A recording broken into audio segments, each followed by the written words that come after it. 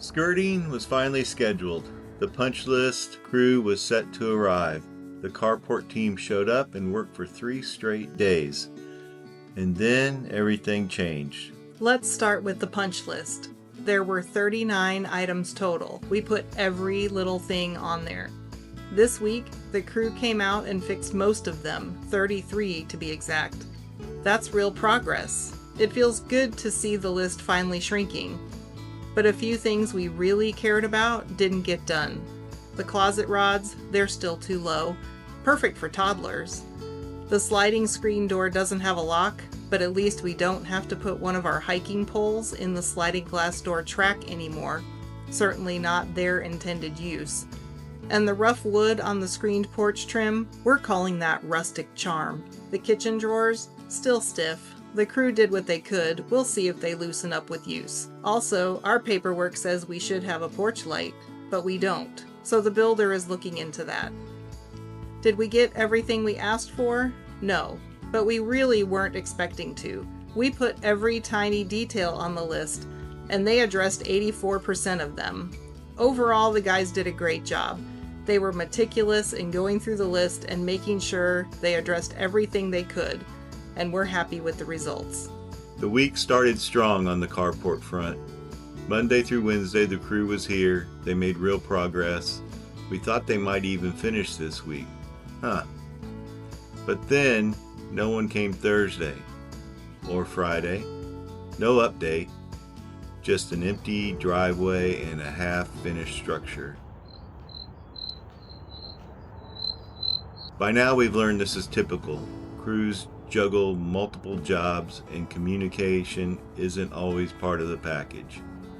Still, it's frustrating, especially when your project manager is your dog staring out the window waiting for someone to show up. They did return Saturday and started painting, so we're hopeful again, at least cautiously optimistic. Our motto has become expect nothing but accept everything. This was supposed to be the week we got skirting. We were told it was coming Friday, and we were ready. Then we got the call Thursday, hey, at least they called, that the wrong color had been delivered to them, black instead of charcoal gray. So now it's rescheduled for Monday, just when overnight temperatures are expected to rise from the 40s that they've been this last week back into the 60s. At this point, we're used to delays, so what's a few more days? Why does skirting matter so much? Because we can't build a side yard fence until the underside of the house is sealed up. And our dogs, who had a fenced yard for 9 years, have now gone 4 months without one. Every skirting delay means another week of us doing the leash shuffle 47 times a day, like we've been doing since June. When the big stuff stalls, we shift to the small stuff. This week, we stained some shelves for the kitchen, added some baskets. Those kitchen shelves and baskets, they've transformed our morning routine. Now we're not competing for counter space when trying to make everyone's breakfast in the morning. In the loft, we found some small nightstands that fit the space perfectly and offer a place for things like glasses, phones, books, a clock, and some small indirect lights. Those can lights make us feel like a rotisserie chicken when we're right underneath them.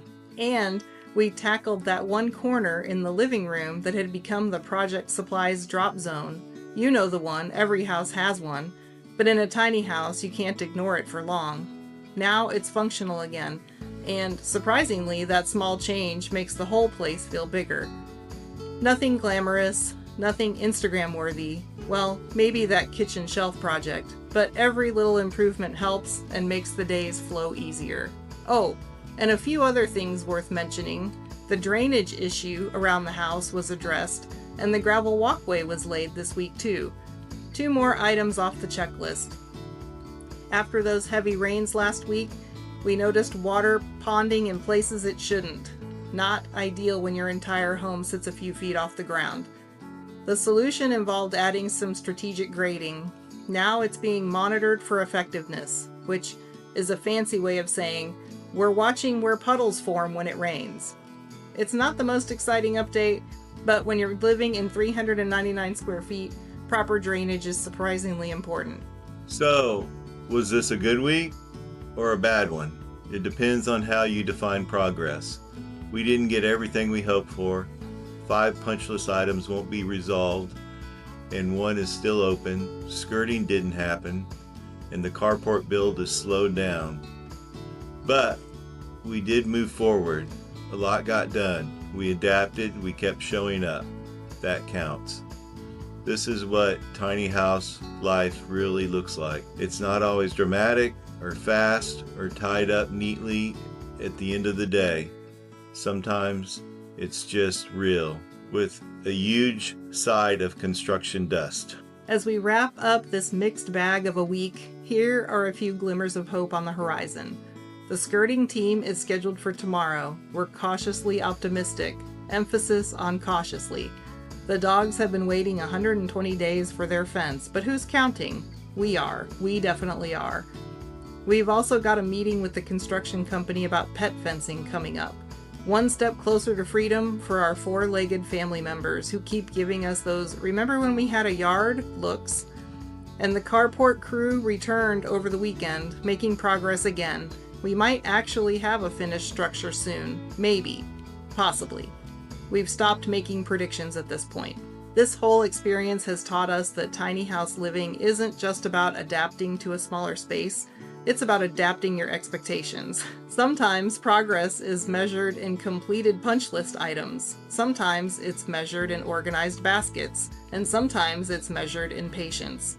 The journey continues, sometimes sideways, sometimes forward, but always moving. If you've ever had a week where things started strong and then fell apart, you're not alone. Leave a comment and let us know what home project took way longer than you expected, or share your favorite rustic charm moment that you decided to just live with instead of fixing. We're learning to count every step, even the sideways ones. Thanks for watching. We'll see you next week with, hopefully, a skirting update that doesn't involve another reschedule.